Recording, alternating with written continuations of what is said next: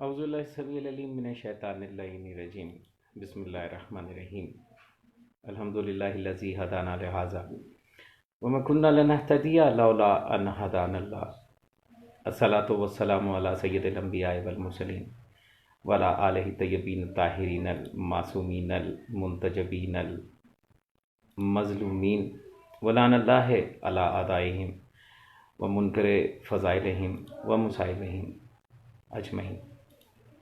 सलवात पर हुसैन अल्लाहुम्मा सल्लि अला मुहम्मद व आले मुहम्मद व अज्जल फ़रजा।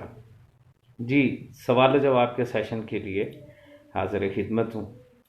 अब वो लोग जो मेरी पिछली गुफ्तगू में सवाल करना चाह रहे थे वो अब मुझसे सवाल कर सकते हैं। फरमाइए क्या सवाल करना चाहते हैं। वलायत फ़कीह के हवाले से मैंने कुछ गुफ्तगू अभी थोड़ी देर पहले की, तो उस वलायत फ़कीह के हवाले से सिर्फ एक बात मुझे और करनी है, और वो ये करनी है कि ज़रा सोचिएगा इस बात के ऊपर कि क्या वजह है कि वली फ़कीह इमाम वलीउल अमर और वलायत फ़कीह सिर्फ ईरान में क्यों है। इराक़ में मुफ्तियों की मंडी लगी हुई है। आप में से अक्सरियत इस बात को जानती है, मानती भी है कि वलीउल अमर और इमाम ख़ामनाई को मानने वालों की अक्सरियत जो है वो सीस्तानी की मुकल्लद है। ऐसा है या नहीं है? तो फिर सीस्तानी जो है वो वली फ़कीह क्यों नहीं, जबकि उसकी तकलीफ ज़्यादा है। इराक़ में वलायत फ़कीह क्यों नहीं है? वहाँ पे वली फ़कीह का क़याम क्यों नहीं अमल में आया? हौज़ा इल्मिया नजफ़ के फ़ज़ाइल पढ़ने वाले तमाम मुफ्तियों से, मुल्लाओं से मेरा ये सवाल है कि ये जो वलायत फ़कीह है इसका ताल्लुक़ नजफ़ से क्यों नहीं है। ये सिर्फ़ ईरान का साहिब इक़्तिदार मौलवी जो है वो सिर्फ़ यही क्यों। अच्छा जी, अली जान साहब मोहतरम 2 दिन पहले एक बात सुनी आपकी जिसमें चंद बातें ऐसी थी जो मेरे बिल्कुल नहीं होती। मैं इस बारे में इल्म हासिल करूँ। जी जी, बिस्मिल्लाह कीजिए, पूछिए। जो मेरे इल्म में होगी वो ज़रूर अर्ज़ करूँगा, ज़रूर बयान करूँगा।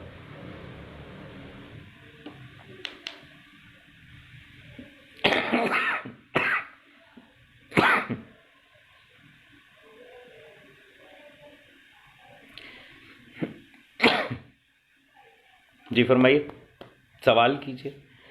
और वो जो उस वक्त कमेंट कर रहे थे MI6 ने पैसे दिए, मैं तुम्हें चैलेंज दे के कह रहा हूँ, जवाद नकवी के अलावा इस वक्त पूरे पाकिस्तान में MI6 का कोई एजेंट नहीं है, क्योंकि उनके तमाम एजेंटों का और उसके तमाम एजेंडों का इल्म सिर्फ जवाद नकवी को होता और किसी को नहीं होता।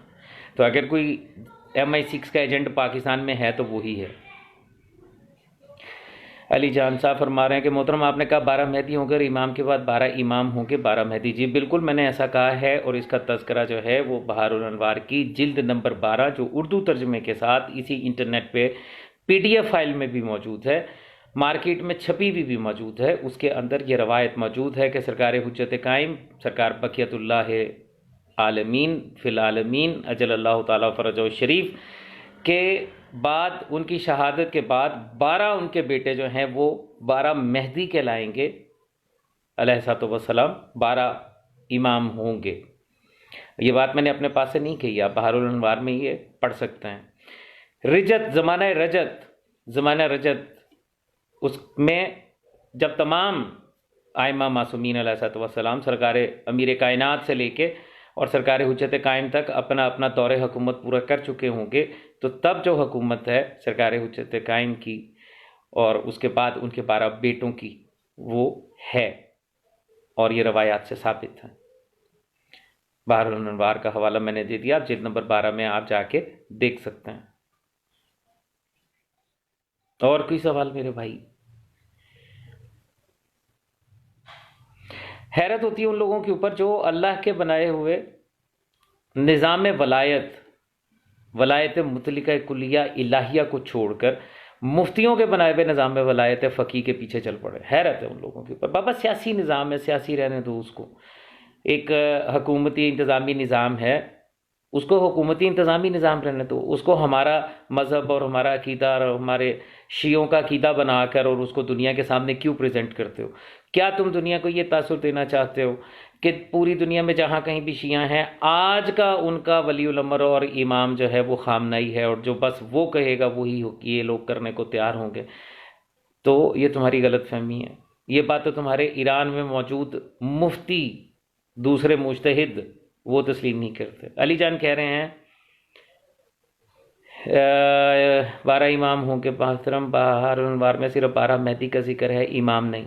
अली जान साहब, जो 12 मेहदी हैं वो यकीनन इमामत के और खिलाफत इलाहिया के दर्जे पर फायज हैं, और बहैसियत खलीफतुल्लाह वो ज़मीन के ऊपर हुकूमत करेंगे, तो फिर यकीनन वो इमाम भी हैं और खलीफातुल्लाह भी हैं। ठीक है ना? ये तो एक अंडरस्टूड सी ये बात है। आपके सवाल का जवाब मैंने दे दिया। खिलाफत इलाहिया में वलायत इलाहिया के मुताबिक जो भी बरसरे इक़्तिदार होगा सरकार हुज्जत कायम अजल्लल्लाहु ताला फ़रजहु शरीफ की औलाद में से, वो वलीउल अम्र भी होगा और इमाम भी होगा, क्योंकि ये दोनों ओहदे अल्लाह के बनाए हुए हैं, ये आपके और मेरे बनाए हुए नहीं हैं। ना उस हुकूमत से मुराद आजकल की सियासी हुकूमतें हैं, जैसे कि आज ईरान के वलीउल अम्र और इमाम नमी खामनाई की हैं। ये वलायत इलाहिया है। वलायत इलाहिया जो है उसका नुमाइंदा जो होता है वो इमाम ही होता है। मतलब ये तो कोई ऐसी कन्फ्यूजन वाली बात ही नहीं है, तो अंडरस्टूड सी बात है।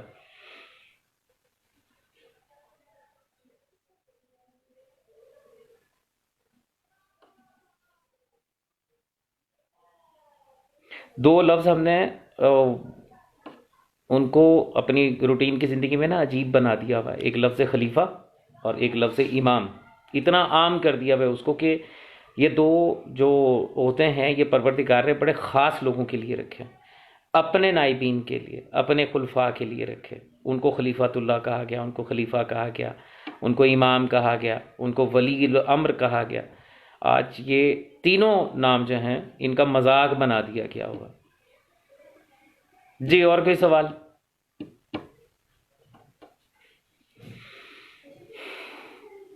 वो कहाँ गया वो जो MI6 के एजेंट होने का फतवा दे रहा था? एक ने तो लिखा कि बड़ा फंड मिला है आपको। अच्छा, अगर कोई फंड मिला है तो मुझे दिखाओ भी, किसाबत भी तो करो कि हमें भी कोई फंड मिलता है। जवाद नकवी के मफरूज़े के ऊपर तुम्हारी ज़ुबानों के वो जो है वो ये लफ्ज़ टिक गया हुआ है। जो बात करे वलायत अमीर कायनात की, जो बात करे वलायत सरकार हुज्जत कायम की, जो बात करे इमामुल मुंतज़िर अजल्लल्लाहु ताला फ़रजहु शरीफ की, तुम्हारे वलीउल अम्र और इमाम को छोड़ के वो MI6 का एजेंट होता। जैसा कि जवाद नकवी ने बाद में साबित भी किया अपने उस लेक्चर में, जिसमें वो हाशमी रफसंजानी और अहमदी नजाद को MI6 का एजेंट करार दे रहा। खैर, उस वो जो थिएटर के स्टेज के ऊपर बैठ गए और जलील शाम की तरह मिंबर सजा के बैठा हुआ खुतबे देता है और लेक्चर देता है, उसकी बातों को तो खैर वैसे ही इग्नोर कर देना चाहिए। उसका ताल्लुक ही कोई नहीं है दीन के साथ या मज़हब के साथ, वो तो किसी और एजेंडे के ऊपर काम कर रहा। एक वक्त आएगा कि यही सवाल जो है वो पैदा होगा यहाँ पाकिस्तान में। लोगों को पता चलेगा, जो बात मैं आज कह रहा हूँ ये एक वक्त में आपके सामने आएगी कि जवाद नकवी का असल टारगेट खुमैनी ये पाकिस्तान बनने का है। वो पाकिस्तान में इनकलाब लाना चाह रहा, और ये बात आज आप नहीं मानेंगे, कुछ अरसे के बाद मानना शुरू हो जाएंगे आप। अनमोल अजीज़ किबला, मेरे सवाल का जवाब। अनमोल, आपका सवाल मुझे नज़र नहीं आया, बराए मेहरबानी दोबारा कीजिएगा।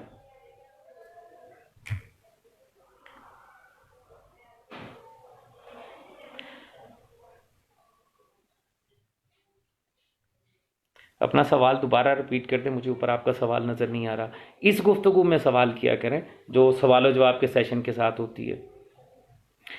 अकील खोकर या अली मदद, मौला मीर कायनात अली अलैहिस्सलाम मदद जी, सलामत रहें तमाम अली वाले, तमाम अज़ादार, तमाम मातमी, तमाम ज़ंजीर चंद, तमाम मुंतज़रीन इमाम ज़माना अलैहिस्सलाम, कि जिनका आज भी इमाम हादी बरहक मासूम और मनसूस मिनल्लाह है, जिन्होंने किसी मुफ्ती को अपना इमाम और वलीउल अम्र तस्लीम नहीं किया। कैसे अजीब लोग हैं, जहालत की इंतहा है। कि एक ऐसे शख्स की इमामत और वलायत को अपना दीन बना के बैठे हुए हैं कि जो खुद नहीं जानता कि उसकी अपनी इबादत भी कबूल हुई कि नहीं हुई, जो ये भी नहीं जानता कि वो मरेगा कब। बहारुल अनवार में पढ़ लीजिए हदीस तारिक, जो तारिक बिन शहाब को सरकार अमीर कायनात का खुतबा है वो पढ़ लीजिए, तो या असूल काफ़ी में पढ़ लीजिए। असूल काफ़ी में तो बाब हुज्जत में बाकायदा चैप्टर कायम है कि इमाम अपनी दुनिया से जाने के वक्त से आगाह होता है, उसे पता होता है कि उसे दुनिया से कब जाना है। तो क्या खामनाई को यह है पता कि उसने दुनिया से कब जाना है और किन हालात में जाना है और किस वजह से जाना है। ठीक है। शाह राजन सैयद, क्या मौला सरकार अबू तालिब जल्ला जलालहू भी रसूल या इमाम थे? भाई शाह राजन साहब, आपने लिखा है जनाब अबू तालिब के बारे में। देखिए, एक बात ज़हन में रखिएगा, बड़ा अच्छा सवाल है और इससे बहुत सारे मसले हल हो जाएंगे। सरकार इब्राहीम अलैहिस्सलाम ने जब परवरदिगार आलम ने उनको ये कहा ही नहीं मैंने तुम्हें इंसानों का इमाम बनाया, इन्हीं जायलो का लिन्ना से इमामा, तो उन्होंने पलट के कहा वह मिन ज़ुर्रियती, मेरी ज़ुर्रियत में क्या ये इमामत रहेगी? तो परवरदिगार ने आगे से जवाब दिया था ला युनालु अहद ज़ालिमीन, ज़ालिमीन के लिए भी मेरा ये वादा नहीं है, लेकिन तेरी ज़ुर्रियत में वो लोग जो ज़ालिम नहीं हैं उनके लिए इमामत होगी। ठीक है। कुरान हकीम में सूरह बकरा में की ये आयात हैं जिनका तर्जुमा मैंने आपके सामने पेश किया। फिर उसी सूरह बकरा में जो है परवरदिगार आलम ने ये फरमाया इब्राहीम को और इस्माइल को कि मेरे इस घर को, ये जिसको काबे को जिसको तुमने बुनियादों पर दोबारा खड़ा किया है, इसको तुमने पाक रखना है। तहरा बैती लिलाकफीन, एतकाफ़ करने वालों के लिए, तवाफ़ करने वालों के लिए, रकू करने वालों के लिए। तो अब ये वाजिब हो गया कि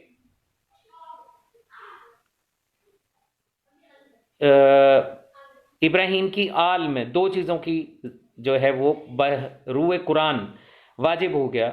एक तो ये कि इब्राहीम की ज़ुर्रियत में इमामत को कायम रहना है, और जो इमाम होगा उसके लिए वाजिब है कि वो इस खाना काबा को उस वक्त तक पाक रखे, तहरा बैती के मिस्दाक, जब तक कि इसके अंदर एतकाफ़ करने वाला आ ना जाए। इसके अंदर एतकाफ़, इसके अंदर होना, तो सारे जानते हैं कि खाना काबा के अंदर अगर किसी ने एतकाफ़ किया है तो वालदा ग्रामी मोहतरमा मखदूमा जनाब बिनते असद सलवातुल्लाह अलैह, वालदा ग्रामी सरकार अमीर कायनात हैं और ज़ौजा ग्रामी जनाब अबू तालिब अलैहिस्सलाम हैं।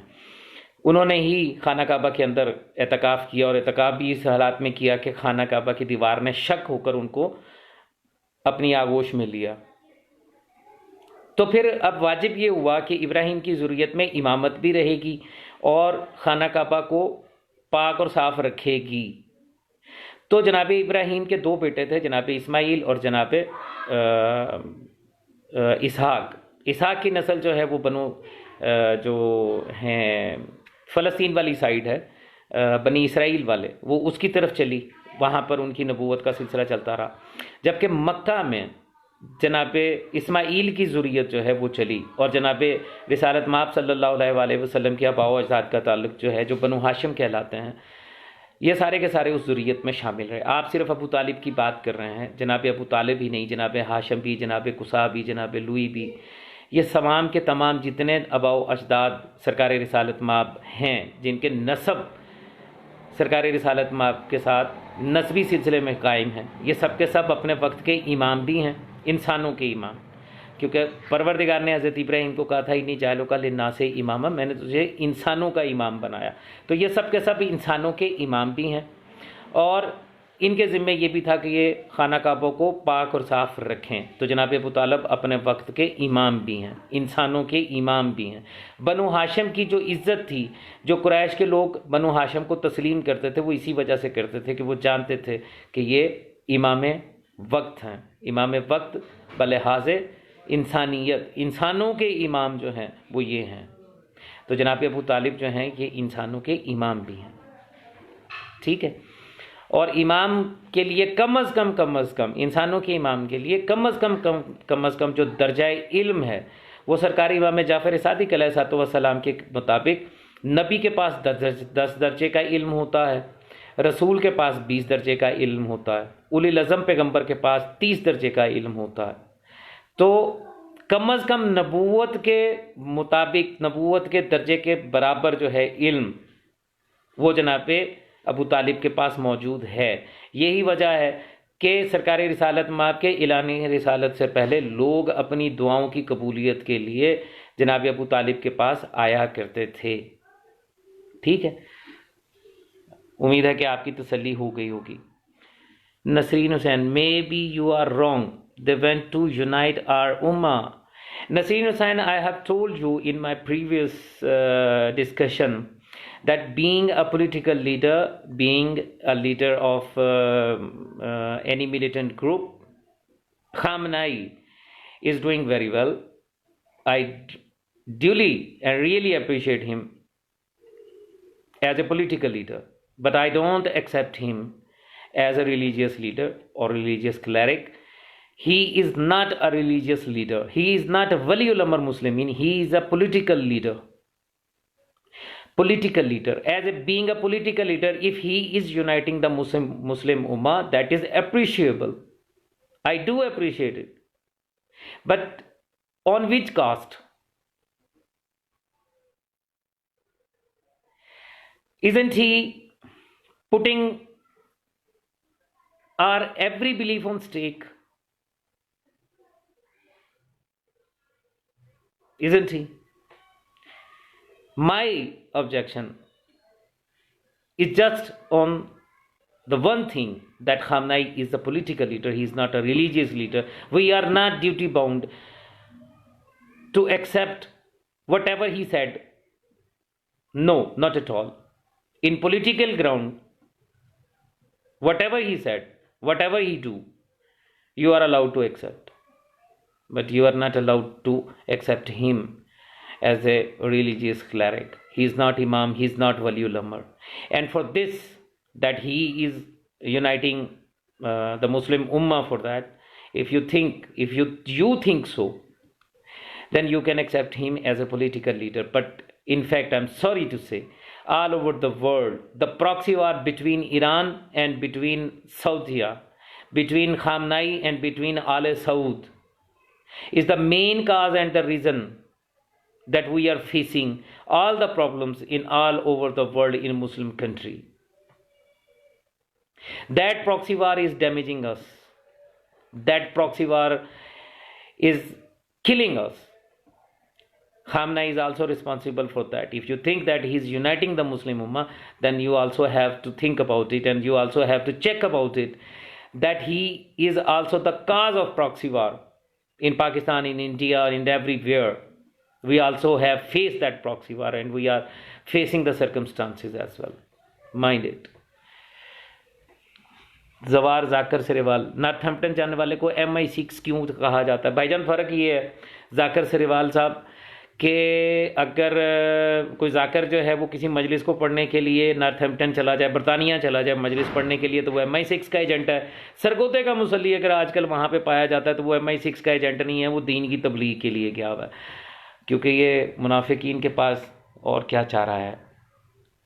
सैयदा ज़हरा, आप भी सलामत रहें, सच्चे शिया ने हैदर करार अलैहिस्सलाम, आप भी सलामत रहिए सैयदा ज़हरा। मौला आपकी तौफीकात में दीनी और दुनियावी में इजाफा करें।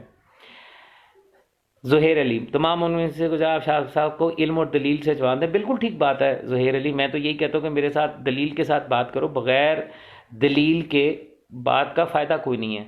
फतवे मत लगाओ, गालियाँ मत दो, दलील से बात करो। ज़फ़र अली, खुदा जिससे देखे नबी वो बसारत सुने, जिससे खालिक नबी वो समाअत मशीयत। तो बेशक ऐसा ही है।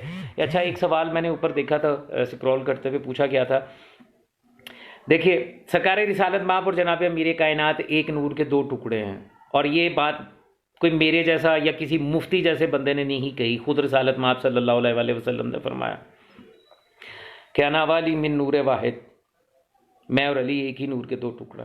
फिर आपने फरमाया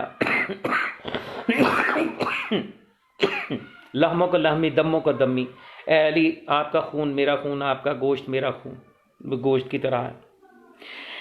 एक नूर के दो टुकड़े का मतलब क्या हुआ? आप एक कपड़ा पकड़िए, उसको दरमियान से 2 हिस्सों में तकसीम कीजिए, जो सिफात इस टुकड़े में है वही सिफात इस टुकड़े में। जो सबसे बड़ी बात जो समझने वाली है वो ये है कि सरकार रिसालत माब सल्लल्लाहु अलैहि वसल्लम भी वलायत के ओहदे पर फायज हैं, क्योंकि अल्लाह ने आयत में उनको वली कहा है। ठीक है, फ़र्क सिर्फ यह है कि उन्होंने तो तारफ़ करवाया सरकार अमीर कायनात अलैहिस्सलाम और इमाम मासूमीन अलैहिस्सलाम की वलायत का, लेकिन सरकार रिसालत माब सल्लल्लाहु अलैहि वसल्लम की वलायत अभी ज़ाहिर नहीं हुई। वो वलायत ज़ाहिर होगी अरसाए महशर में। रोज़े महशर में पता चलेगा कि सरकार रिसालत माब की वलायत क्या है। सरकार दो जहां सरकार रिसालत माब रहमत लिल आलमीन सल्लल्लाहु अलैहि वसल्लम इस दुनिया में तो हमारे लिए जो है वो एज ए मुसलिह बन के आए, हमारी इस्लाह करने के लिए आए, पैगंबर बन के आए, पैगाम पहुंचाने आए, नबी बनकर आए, निभा देने आए। लेकिन उनकी वलायत जो है वो आपको तब समझ आएगी कि जब रोज़े महशर आप आएंगे। तो सरकार रिसालत माब इमामुल अंबिया ही नहीं है, खुद भी इमाम हैं। हम जिस इमामत की बात करते हैं बहसीयत शिया ने हैदर करार असना शरिया इमामिया, हम जिस वलायत की बात करते हैं वो वलायत जो है वो वसायत सरकार रिसालत माब के हवाले से कि रसूल पाक के वसीब आ रहा है। कायनात के इमाम जो है जिनको सरकार रिसालत माब ने इंट्रोड्यूस करवाया कि वो 12 हैं, वो सरकार अमीर कायनात से सरकार हुज्जत तक हैं, लेकिन खुद सरकार रिसालत माब भी तो इन्हीं में से हैं, इनसे अलग तो नहीं है। वल्लज़ी बासा फिल उम्मिय्यीना रसूलुम मिनहुम, पाक है वो ज़ात, सूरह जुम्मा की आयत है ना कि पाक है वो ज़ात जिसने उम्मीयीन में से ही एक को रसूल बना के भेजा जो उन्हीं में से है। और उम्मी का मतलब अनपढ़ नहीं होता, उम्मी का मतलब है जिसको सबसे पहले बनाया गया हो। तो जो सबसे पहले बनाए गए हैं उनमें सरकार रिसालत माब हैं, और वो उतने ही मोहतरम हैं जितने जनाब अमीर कायनात। किसी चीज़ का इजहार ना करना उसके ना होने की दलील नहीं है।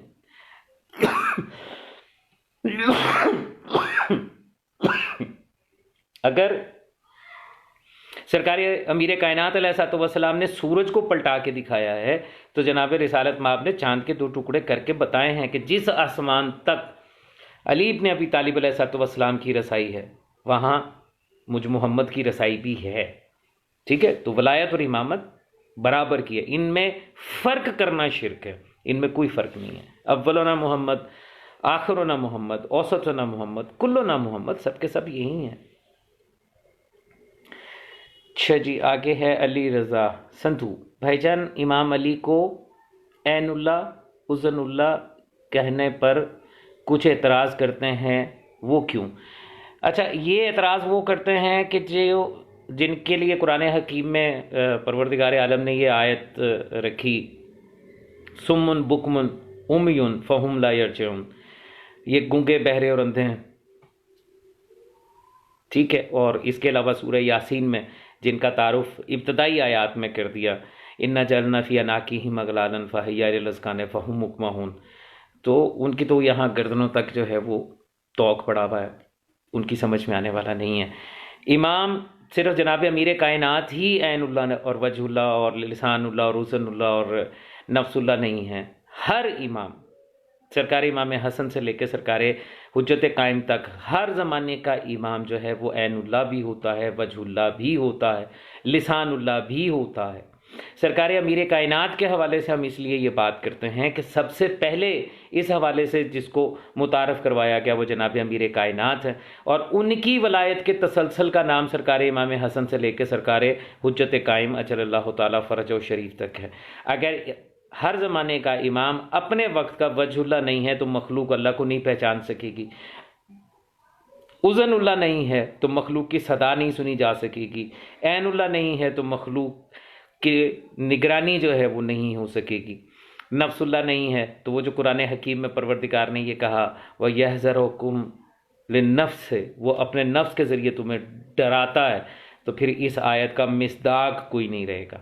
ठीक है, तो ये बात जहन में रखिएगा। जो इनकार करते हैं वो करते रहे, उन्होंने तो रसूल पाक को भी आज तक दुनिया बहुत सी दुनिया जो नहीं मानती, और रसूल तो छोड़िए, अल्लाह को बहुत सी दुनिया नहीं मानती। एतराज़ करने वालों को छोड़ें। मोहम्मद शाह राजन सैयद, शुक्रिया शाह साहब, आपका बहुत शुक्रिया जी, सलामत रहिए। मोहम्मद सरजील हसन जाफरी, सलाम या अली मदद। वालेकुम अस्सलाम मौला मीर कायनात अलैहिस्सलाम मदद। आप मुज्तहिदीन की मुखालफत ना करें, लेकिन इख्तिलाफ कर सकते हो, क्योंकि हर साहिब अक्ल इख्तिलाफ का हक रखता है। अच्छा, मोहम्मद सरजील हसन जाफरी, आप कह रहे हैं आप मुज्तहिदीन की मुखालफत ना करें। बाबा, मुज्तहिदीन के साथ मेरी कोई ज़ाती लड़ाई थोड़ी है। उन्होंने ना मेरा बाप कत्ल किया, ना मेरी जायदाद पे काबज़ हुए, ना उन्होंने मेरा कोई डायरेक्ट नुकसान किया। मुज्तहिदीन की मुखालफत क्यों करता हूँ मैं किसी मौलवी की डायरेक्ट मुखालफत तो कर ही नहीं रहा। मेरे इख्तलाफ की वजह ही तो इज्तिहाद है, जिसकी मज़हब तशय्युअ में कोई गुंजाइश है नहीं। मासूम हादी बरहक, जिसको अल्लाह ने आपके ऊपर वलीउल अमर, हुज्जत खुदा और इमाम बना के भेजा है, उसकी हुक्मरानी को तस्लीम करना, उसकी अतात, उसकी अत्तबा करना, ये हम पर वाजिब है ना। इज्तिहाद कहाँ से आया? इज्तिहाद तो मज़हब तशय्युअ में है ही नहीं है। तो मुज्तहिदीन की मुखालफत करने का मतलब जो है वो उस इज्तिहाद की मुखालफत है जो क्यास और जन के ऊपर मबनी है। अदरवाइज उनकी ज़ाती हैसियत से तो मैं जानता ही, मुझे क्या पता खामनेई क्या करता फिरता अपनी ज़ाती ज़िंदगी में, मुझे क्या पता सीस्तानी की ज़ाती ज़िंदगी क्या है, उसकी कितनी बीवियाँ हैं, कितने बच्चे हैं, वो बच्चे क्या कर रहे हैं, वो खुद क्या कर रहा है, उसने इतनी जायदाद कैसे बना ली, वो वलीउल अमर कहाँ कैसे बन के आ गया आगे से सामने, वो खाता क्या है, पीता क्या है, उसके पास लिबास कितना है, उसकी जूतियाँ कितनी हैं, उसकी अंगूठियाँ कितनी हैं। मुझे तो इस चीज़ से कोई ताल्लुक़ नहीं है ना, मेरा तो उससे कोई वास्ता नहीं। इख्तलाफ की वजह इज्तिहाद है, और इज्तिहाद जो करता है वो आपके लिए मुज्तहिद कहलाता है। कि मुज्तहिद का मतलब है कोशिश करने वाला, जिद्दोजहद से निकला ना, कोशिश करने वाला। ये कोई डिग्री नहीं है। अगर आप किसी को मुज्तहिद कह रहे हैं तो इसका मतलब है कि वो अभी कोशिश कर रहा है। तो जो कोशिश कर रहा है तो उसकी बात जो है वो दरख़्वाए इतना नहीं है। और अगर वो कोशिश करने के बाद इस्तेमाल करके फतवा दे रहा है तो फिर वो आयतुल्लाह उल उज़्मा नहीं है और मुज्तहिद नहीं है, बल्कि वो मुफ्ती है। उसने फतवा दे दिया। फतवा देने वाले को मुफ्ती कहते हैं। आप लोग तो खुद, मतलब ये लोग तो खुद कन्फ्यूजन का शिकार है ना। उनको ये नहीं पता कि मुज्तहिद कहते हैं कोशिश करने वाले को, और जो फतवा दे वो मुफ्ती हो जाता है। ये मुफ्तियों को मुज्तहिद कह के और पता नहीं क्या क्या करते फिर रहे हैं। अली खादम हुसैन, मौला आपको और विलायत अली के पैरोकारों को आप भी सलामत रहिए जी। मौला हर वलाई को सलामत रखे। ज़फ़र अली सलामत, आप सलामत रहिए। मोहम्मद सरजील हसन जाफरी, विलायत अली और वलायत फ़कीह में क्या फ़र्क है? वलायत अली और वलायत फ़कीह में मोहम्मद सरजील हसन जाफरी, जैसा कि मैंने अपनी पिछली गुफ्तगू में कहा, वलायत अली मुतलका कुलिया इलाहिया है। तसलसल वलायत इलाहिया का नाम वलायत अली है, जिसको अल्लाह ने हम पर वाजिब किया है। तौहीद और रिसालत के हकीकी वारिस का नाम जो है वो वलायत अली है। और क्यास, इस्तिंबात, जन और कसबी इल्म के तहत ज़ाहिरियत को देखते हुए किसी शय को और उसके ऊपर अपनी राय को कायम करने वाले को जो है वो मुज्तहिद कहा जाता है। वलायत फ़कीह इंसानों की बनाई हुई है, वलायत अली अल्लाह की दी हुई है। क्या ये छोटा फ़र्क है? एक चीज़ जो है वो आपको, एक मेडिकल स्टोर वाला कहता है आप बीमार हैं, मेडिकल स्टोर वाले के पास चले गए, उसे जाके कहा कि जनाब मैं बीमार हूँ, मुझे बुखार है, मुझे दवाई देना। आपने उसे दवाई ले ली, क्योंकि वो थोड़ा बहुत दवाइयों का इल्म रखता है। और एक मेडिसिन जो है आप वो जाके लेते हैं प्रोफेसर से, जो प्रोफेसर ऑफ मेडिसिन है उसके पास जाते हैं और उसको जाके वही बुखार बताते हैं, वो आपको दूसरी दवाई दे देता है। तो कहता है कि ये दवाई आपके सिम्टम्स के मुताबिक आपको सूट नहीं कर रही, वो आपके लिए ये दवाई बेहतर है, इस दवाई से आपको उल्टा नुकसान हो जाएगा।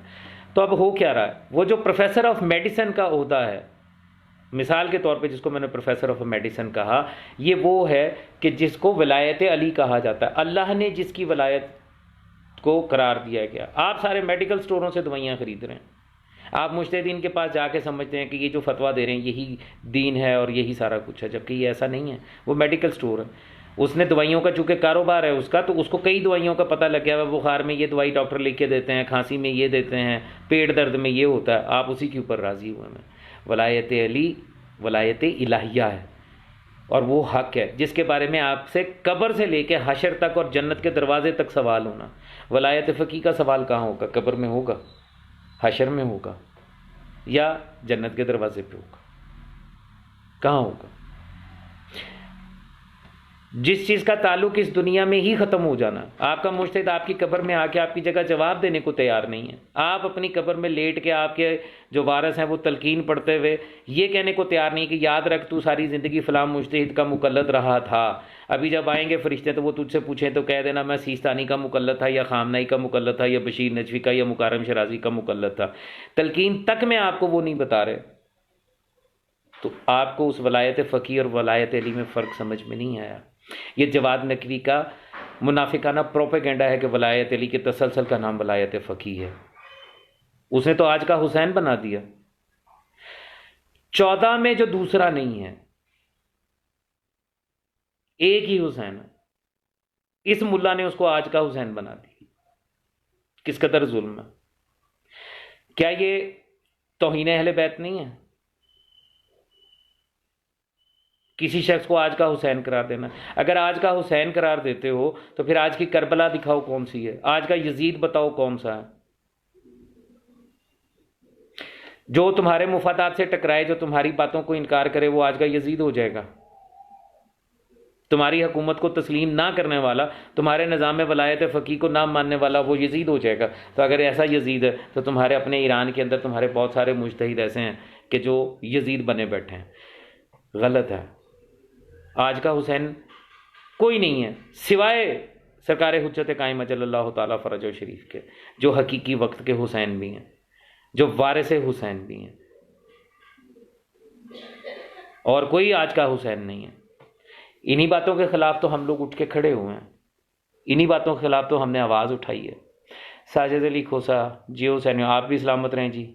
ज़ुहैर अली शाह जी, ये लोग कहते हैं कि जिस शख्स ने तकलीद नहीं की उनके निकाह नहीं है, उनकी नमाज जनाजा भी नहीं होती। यही बात तो मैंने पीछे कही कि जिसने तकलीद नहीं की उसका निकाह नहीं। अच्छा, मुज्तहिद साहब जो पहला फ़र्ज़ कर लेना, खुमैनी से ये काम शुरू हुआ है ना, तकलीद का, वलायत फ़की का, और ईरान के पीछे पागल होने वालों का जो असल काम शुरू हुआ वो ये हुआ। मुझे बताएं खामनाई का बाप किसकी तकलीद में था, और अगर उसने बगैर तकलीद के खामनाई को पैदा किया तो क्या हराम का पैदा किया? अगर निकाह के सीगे खामनाई और खुमैनी से पहले नहीं थे तो क्या ये दोनों बेनिकाह के पैदा हुए, या अहले सुन्नत के निकाह के तरीके से इनके निकाह हुए थे माँ बाप के? क्या शियत इनकलाब ईरान के बाद शुरू हुई, उससे पहले शियत मौजूद नहीं थी? अगर थी तो फिर ये कहना कि जिसने तकलीद नहीं की उसका निकाह नहीं है और उनके नमाज जनाजा भी नहीं होते। क्यों नहीं होते भाई? दीन इस्लाम में दाखिल होने के लिए ला इलाहा इल्लल्लाह मुहम्मदुर रसूलुल्लाह पढ़ना काफ़ी है। मज़हब तशय्यो में अली वलीउल्लाह वसी रसूलुल्लाह व खलीफतहु बिला फसल का इकरार काफ़ी है। ये शियत के लिए काफ़ी है कि ये शिया हो गया जब उसने अली वलीउल्लाह पढ़ लिया। अगर निकाह नहीं होते तो जिस उल्लू के पट्टे ने आपको ये कहा है कि जिसने तकलीद नहीं की उसका निकाह नहीं होता, तो उसे कहो फिर अगला कलमा पढ़ाना। और कितने कलमे पढ़ाएगा? अली वलीउल्लाह के बाद आज फिर मुज्तहिद को भी अपने कलमे में शामिल करो ना, जिसकी तकलीद करते उसका कलमा पढ़वाओ, ताकि उसकी वलायत का इकरार करने के बाद उसके ये तरीक़ेकार के मुताबिक निकाह हो सके। क्यों नहीं करता? लानत है ऐसे लोगों के ऊपर। यही तो गुमराही है। इसी चीज़ की तो मैं निशानदेही कर रहा हूँ कि वलायत फ़की के नाम के ऊपर और इसको मज़हब का लिबास पहनाने के नाम के ऊपर कंप्लीटली बिद्दत को फ़रोग दिया जा रहा है। ओ, जिसने तकलीद नहीं की उसका निकाह नहीं, जिसने तकलीद नहीं की उसका शिया से कोई ताल्लुक नहीं है, जिसने तकलीद नहीं की उसका जनाजा नहीं है, जिसने तकलीद नहीं की उसके अमाल कबूल नहीं होंगे। अमाल की कबूलियत के लिए मासूमीन के ये कौल तो मिलते हैं कि वलायत अमीर कायनात के बगैर और आइमा मासूमीन की वलायत के बगैर अमाल कबूल नहीं होंगे, मुज्तहिद की तकलीद के बगैर अमाल कबूल नहीं होंगे। ये कहाँ लिखा है? कौन सी कुरान की आयत है, कौन सी मासूम की हदीस है? ज़रा ये उससे पूछ के मुझे बताना है आपने, ठीक है? ये आपने सवाल करना है उससे। ज़ुहैर अली सैयद जिजाउल हसन जी हैं, सैदा आप भी जी हैं जी। महताबुद्दीन अली आप भी सलामत रहें जी। फ़कीर नजफ़ भाई, मुता के बारे में वजाहत फरमा दें कि मासूमीन अलैहिस्सलाम किन हालात में और क्या शरीयत फरमाई क्यों यहाँ बहुत मिसयूज़ बहुत हो रहा है मुता का, प्लीज़ वजाहत। बड़ा अहम सवाल है और बड़ा नाजुक सवाल है। कोशिश करूँगा कि अगली जो गुफ्तगू हो वो इसके हवाले से ज़रा तफसीली से हो, लेकिन फ़िलहाल मुता के हवाले से चंद बुनियादी बातें मैं आपको बता रहा हूँ। मेरा इसके ऊपर जो है वो मेरे 4 एक साथ में पूरा आर्टिकल मौजूद है मुतातुन निसा के हवाले से। तो अभी वो इख्तसार के साथ आपको मैं सिर्फ वो बता रहा हूँ, तो इसको ज़रा ध्यान से समझिएगा। मुतातुन निसा, बेसिकली मुतातुन निसा खाली लफ्ज़ नहीं है, ये है निकाह मुतातुन निसा। निकाह का मतलब वो ही है जो निकाह दायमी के लिए है। फ़र्क क्या है? निकाह दायमी हमेशगी, दाइम हमेशा, और मुतातुन निसा, निकाह मुतातुन निसा जो है ये वक्त के हिसाब से है, वक्ती निकाह कहा जाता है इसको। और दीन इस्लाम में इस निकाह के अलावा एक शादीशुदा मर्द के लिए जना से बचने का और कोई तरीक़ाकार नहीं है।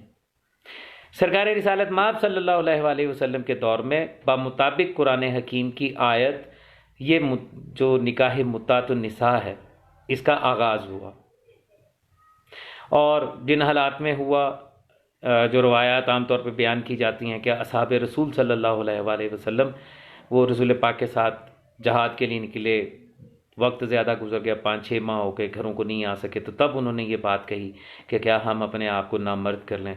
तो तब रिसालत में आप सल्लल्लाहु अलैहि वसल्लम पर यह आयत नाज़िल हुई कि ए हबीब इनसे ये कहो कि जब ये मुता करें तो हकदार को उसका हक दे दें, यानी मुतातुन निसा की इजाज़त दे दी गई।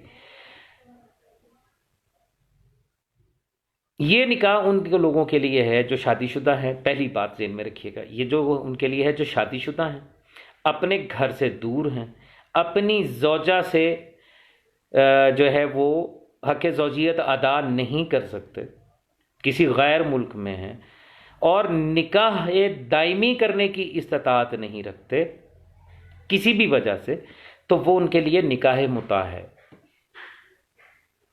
हर एक के लिए नहीं है, इसको तमाशा नहीं बनाया जा सकता। BBC की एक वीडियो आई जिसमें बताया गया कि इराक में मुता के नाम पे ये हो रहा है, ये हो रहा है, ये हो रहा है। बकवास, गलत। वहाँ हो रहा है या नहीं हो रहा इस चीज़ से मुझे गरज नहीं है, अगर हो रहा है तो गलत हो रहा है।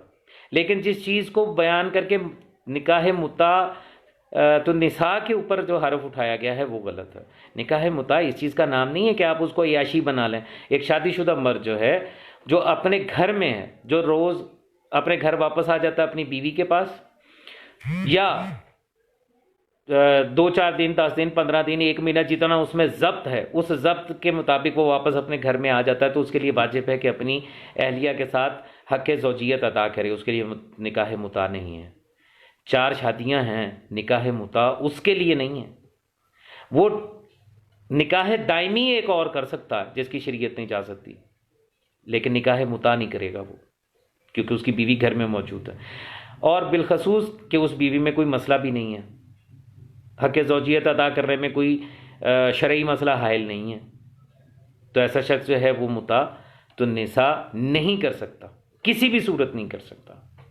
अगर करने की कोशिश करेगा, अपने आप को बहलाएगा कि जी मैं इस वजह से जो है वो निकाह मुता करने जा रहा हूँ, जबकि मेरी जो बीवी है वो बिल्कुल ठीक है और हक़ ज़ौजियत भी भरपूर अदा होता है और मैं घर के नज़दीक भी हूँ और सारा कुछ हूँ, लेकिन जो है ये अच्छा, फिर इसको ला हौल वला कुव्वत नकले कुफर ना बाशिद। खुदा गारत करे इन मुल्लाओं को जिन्होंने अपने मुफाद के लिए दीन और शरीयत को तब्दील करके रख दिया, इसको सुन्नत बना दिया गया कि जी ये सुन्नत है निकाह मुता, और उसके लिए जो है वो कुछ मनगढ़ंत और फर्जी और बकवास किस्म के जो वाक़यात हैं वो बयान किए जाते हैं, बहतान लगाए जाते हैं कि जनाब नौज़ुबिल्लाह नकले कुफर। मेरी तो ज़ुबान ज़ेब नहीं देती कि मैं वो जुमले अपनी ज़ुबान से अदा करूँ।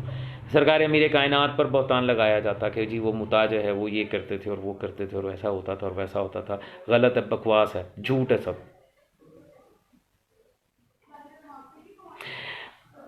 हम शियान हैदर करार असना शरिया इमामिया का अकीदा ये है कि यहाँ पर मियाँ और बीवी में तवालद व तनासल का सिलसिला वो नहीं है जो हम आम बशर में है, क्योंकि ये नूरी मखलूक है। तो जब हम इस अकीदे के हामिल हैं तो वहां पर ये निकाह मुता की क्या सेंस है? ये असहाबे रसूल पर रसूलुल्लाह ने अलाउ किया, उम्मत पर अलाउ है, इसको मासूमीन पर कहा लेके तो सुन्नत मासूम कहां से हो गई? हुक्म मासूम कह सकते हैं, इजाजत मासूम कह सकते हैं, सुन्नत मासूम नहीं है। और सुन्नत मासूम समझ के अगर इसको कोई कर रहा है तो यकीन रखे कि उसकी पकड़ बड़ी शदीद होने वाली है। जैसे ये कहा गया सरकार इमाम ज़ैनुल आबिदीन अलैहिस्सलाम का ये फरमान मौजूद है कि जिसने हमारी वलायत को तस्लीम नहीं किया उसके लिए बराबर है कि नमाज पढ़े या जना करे, यानी पढ़ेगा नमाज लिखा जना जाएगा। वैसे ही जो सुन्नत मासूम समझ के इसको कर रहा है और उन हदूद और कयूद से बाहर निकल के मुतातुन निसा कर रहा है, वो बज़ाहिर अपने लिए वो समझ रहा होगा कि मैं दीन के मुताबिक और सुन्नत पे एक अमल कर रहा हूं, लेकिन वो जना कर रहा, वो सुन्नत पे अमल नहीं कर रहा। शादीशुदा मर्द के लिए जब वो अपने घर से दूर हो, पहली बात आप जानते हैं, अगर आप नहीं जानते हैं तो जान लीजिए, किसी भी कवारी लड़की के साथ जो बाकिरा है उसके साथ मुता नहीं हो सकता, उसके साथ निकाह मुतातुन निसा नहीं हो सकता। अगर उसके हालात ऐसे हों कि उसका कोई कमाने वाला मौजूद नहीं है, उसकी गुजर बसर मुमकिन नहीं है, तो भी उसके वली की इजाजत के साथ होगा, लेकिन उसमें भी कराहियत है। मासूम फरमाते हैं कि इसमें कराहियत है। कवारी लड़की के साथ बाकरा के साथ मुतातुन निसा नहीं होता। सैयद जाती के साथ निकाह मुता नहीं हो सकता। उम्मती का तो खैर सवाल ही पैदा नहीं होता, दायमी निकाह नहीं होता तो ये कैसे होगा?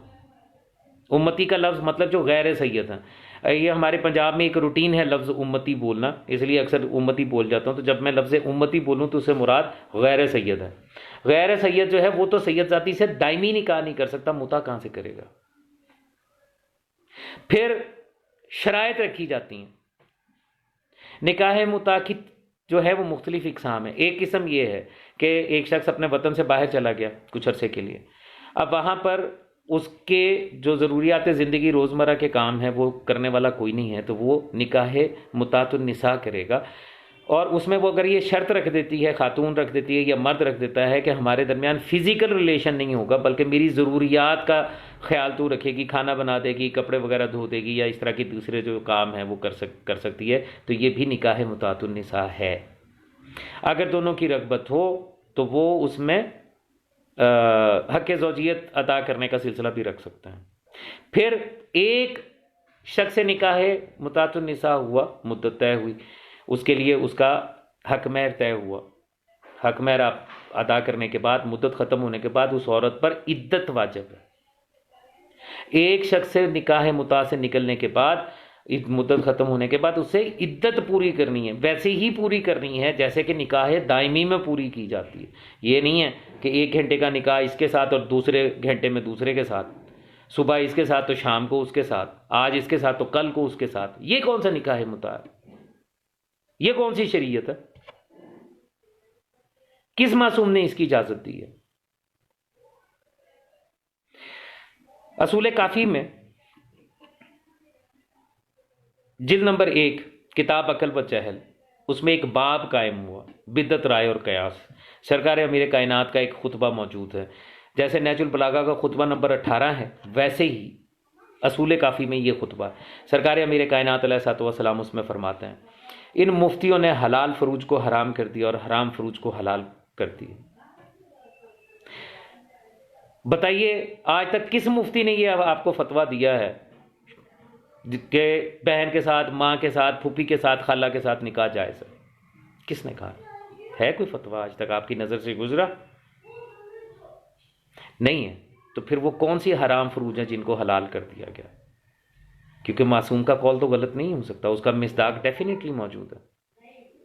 हाँ है, सैयद जाती का अक्द गैर सैयद के साथ ये हलाल फरूज को हराम करने के मिस्दाक है। कुफी नहीं बनता। बकवास करते हैं कि ज़ाहिरी तकवा देख के अगर कोई मुत्तकी है तो उसके साथ जो है वो निकाह हो सकता है, झूठ बोलते हैं। कुफ का मतलब यह है कि ख़ानदानी लिहाज से और हर लिहाज से बराबर होना, इसे कहते हैं कुफ। क्यों रसूल अल्लाह सल्लल्लाहु अलैहि वसल्लम ने यह फरमाया था कि अली अगर आज आप नहीं होते तो मखदूमा कायनात का कुफ कोई नहीं होता। एक शख्स जिस पर सदका हलाल है वो उसका कुफ कैसे हो सकता है जिस पर सदका हराम है? तो मुता के हवाले से जो एक मुद्दत के ख़त्म हो जाएगा तो वो उस पर वाजिब है कि वो अपनी इद्दत को पूरा करे, और अगर इस दौरान उसके घर औलाद पैदा हो जाएगी तो वो बच्चा या बच्ची जो पैदा होगा वो उस शख्स का जिसके साथ निकाह मुता किया था वो उसकी कफालत में जाएगा, वो उसका बाप कहलाएगा और उसका वारिस ठहरेगा। औरत नहीं वारिस ठहरेगी, वो वारिस ठहरेगा जो भी औलाद होगी। ये अल्लाह की शरीयत है, ये मुल्लाओं का बनाया हुआ दीन नहीं है कि अपनी मर्जी से जो चाहे मर्जी करते रहें। गलत फहमी में मुब्तला है वो लोग जो निकाह मुता को सुन्नत समझ के, और मेरे पास ऐसी बहुत सी इतलात हैं। मुझसे इनबॉक्स में कई लोगों ने सवाल किया, किसी ने मुल्तान से पूछा, किसी ने हैदराबाद से पूछा, किसी ने पिंडी से सवाल किया, मुख्तलिफ लोगों ने सवाल किया निकाह मुता के बारे में। बताया गया कि यहाँ पे तो तूफ़ान मचा हुआ, निकाह मुता को मजाक बना लिया गया। भाई एक शख्स आज इसके साथ मुता कर रहा, निकाह मुता कर रहा है, कल परसों दूसरे के साथ है। पापा निकाह मुता मुतलिका बेवा के साथ है, कंवारी के साथ निकाह मुता वली की इजाज़त के बगैर नहीं है, और उसमें भी कराहत है। सैयदजादी के लिए निकाह मुता नहीं है। बहुत मजबूरी की हालत में हो भी तो फिर सैयदजादे के साथ ही मुमकिन हो सकता है निकाह मुता, वो भी उस सूरत में कि वो सैयदजादी जो है वो मुतलिका हो, बेवा हो।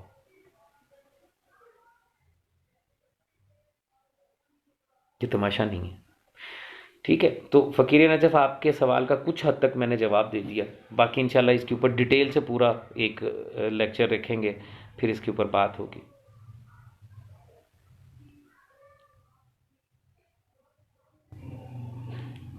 अली ख़ातिम हुसैन, बहुत ज़बरदस्त एक्सप्लेन कर रहे हैं आप सब कुछ, बड़ी मेहरबानी जी, जज़ाकल्लाह, मौला आपको सलामत रखे।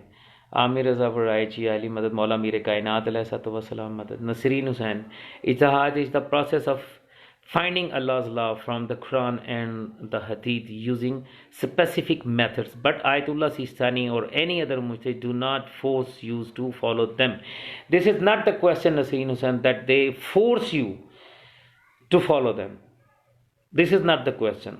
Actually, they are forcing us and the forcing the people by saying this: if you are not a muqallid, nothing will be accept in the law, nor namaz, neither roza or hajj or zakat or anything else. None of furu'e deen will be acceptable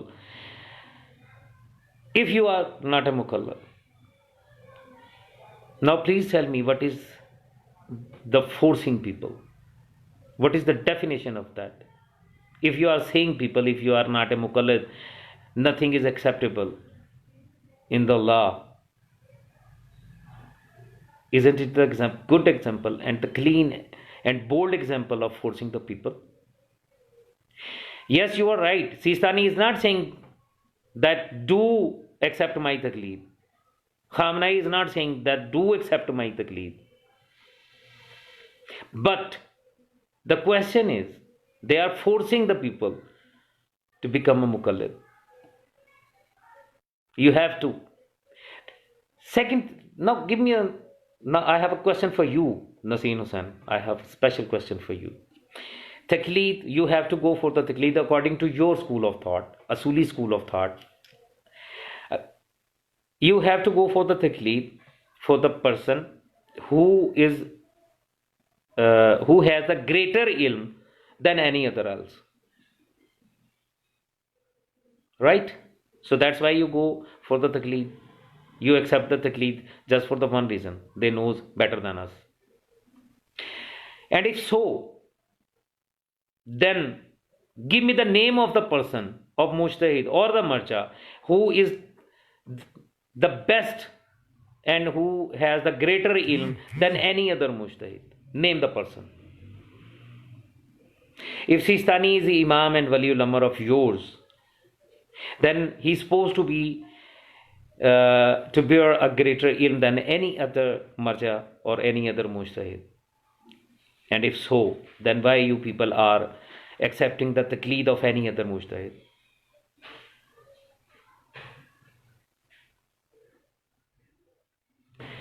If you had the best, why you are looking for the good?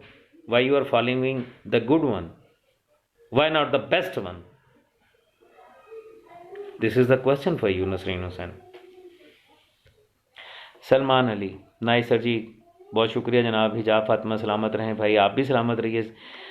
आरफ अब्बास माशाल्लाह जी, वो आप भी जियो जी। सैयद अल्ताफ़ शाह माशाल्लाह सलामत रहें, आप भी सलामत रहिए जी। अली जान मोहतरम, मैंने जो सवाल किया, आपने जो जवाब दिया है वो कौल मासूम के ख़िलाफ़। आप बताएं मैं क्या करूं? आप कहते हैं 12 इमामत के बाद 12 मेहदी इमाम हों। इमाम कहते हैं 12 मेहदी इमाम नहीं। अली जान, मैंने आपको इस सवाल का जवाब दे दिया है। देखें, मैंने कभी दावा नहीं किया कि मैं अक्ल कुल हूँ या इल्म कुल का नौज़बिल्लाहि मिन ज़ालिक मैं मालिक हूँ।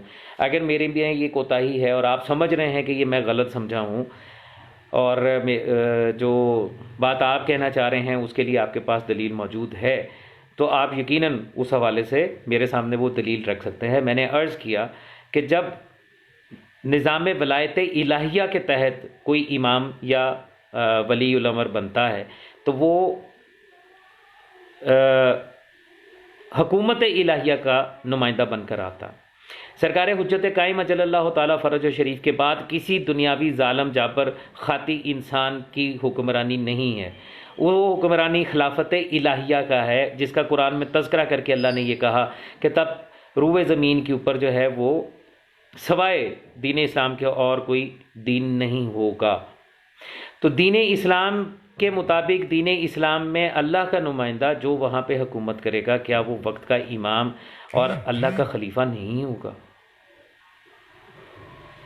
आप इस बात पे अड़ गए कि जी आप उनको इमाम क्यों कह रहे हैं। अगर वो इमाम नहीं है तो फिर वो मेहदी भी नहीं है। आप अच्छी तरह से जानते हैं कि सरकार हुज्जत का ये जो इसमें ग्रामी है मेहदी, ये उनकी कुनियत, उनका लक़ब है, ये उनका असल इसमें ग्रामी नहीं है। मेहदी का मतलब ये है जिसे हदायत दी गई हो, दी जा चुकी हो, जो हदायत याफ्ता हो। तो जो अल्लाह की तरफ से हदायत याफ्ता होकर हुकूमत करेगा, क्या वो वली उल अमर और इमाम नहीं होगा? शायद अब आपकी समझ में आ जाए। हिजाब फातिमा क्या कहने भाई आप जी, आप भी सलामत रहो बेटा, जीते रहो।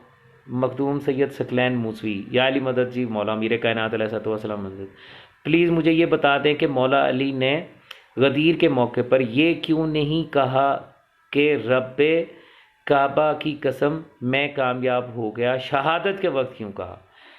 वाह वाह, अच्छा सवाल है मखदूम साहब, सैयद सकलैन मूसवी साहब। गदीर जो है वो, अगर आप उसकी आयात का तसलसल देखें जो सरकार रिसालत माब सल्लल्लाहु अलैहि वसल्लम के साथ जो गुफ्तगू है परवरदिगार आलम की, पहले का या अय्युहर रसूल बल्लिगु मा उन्ज़िला इलैका मिन रब्बिक व इन लम तफ़अल फमा बल्लगता रिसालता वल्लाहु यासिमुका मिनन नास। अगर तूने ये काम करके ना दिखाया तो तूने रिसालत का कोई काम नहीं किया। ठीक है, तो ये एड्रेस सरकार रिसालत माब से है।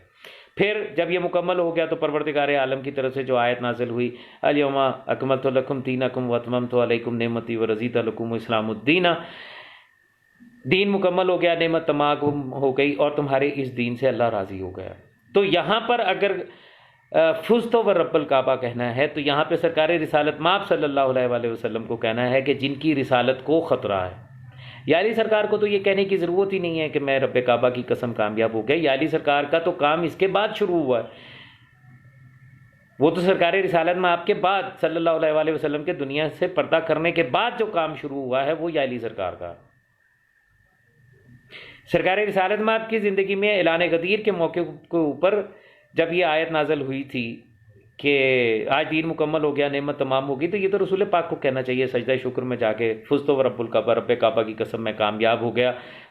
जो निभा मुझे पहुंचानी थी वो मैंने पहुंचा दी, जो सबसे अजीम खबर पहचानी थी वो मैंने पहुंचा दी। सूरा निभा जो कुरान हकीम के 30वें सिपारे की पहली सूरत है, अम्मा यतसाअलूना अन निबाइल अज़ीम, तो उसे नबाए अज़ीम के बारे में पूछते हैं। तो ये तो सजदा शुक्र में रसूल को कहना चाहिए फुज़्तु व रब्बल काबा, रब्बे काबा की कसम मैं कामयाब हो गया, जो जिम्मेदारी मुझ पे लगाई गई थी मैंने पूरी कर दी।